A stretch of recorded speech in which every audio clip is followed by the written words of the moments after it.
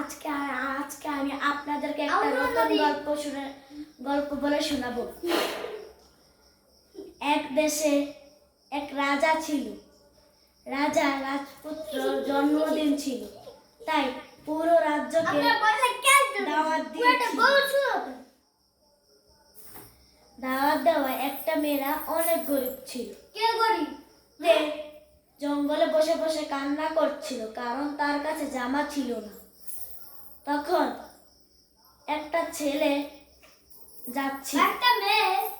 যাওয়ার সময় বলছিল, যা গরিব, জঙ্গলে পড়ে পড়ে থাক। এটা বলে ছেলেটা চলে গেল। তারপর একটা গাছের নিচে বসে বসে কান্না করছিল। তখন গাছটি বলল, তুমি কান্না করছো কেন? বলল, আমার নতুন জামা নেই যে আমি জন্মদিনে পরে যাব। তো বলল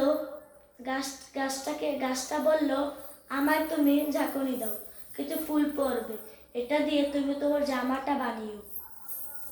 তখন মেয়েটা গাছটা ঝাঁকুনি দিল।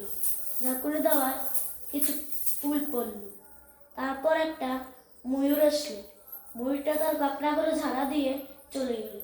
তখন ময়ূরের পাখনাগুলো নিয়ে নিল।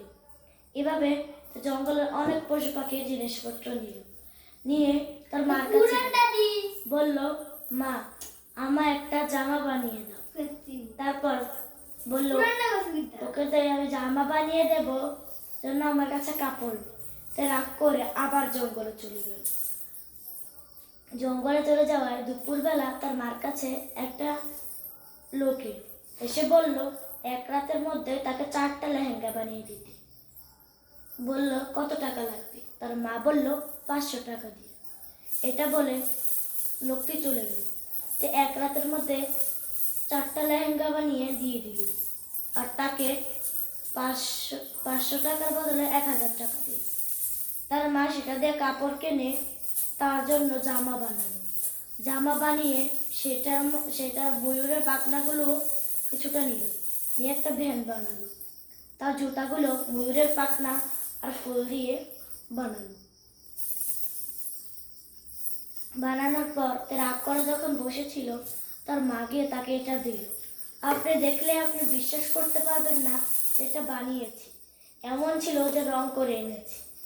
তো আজকে আমার গল্প এখানে শেষ হচ্ছে।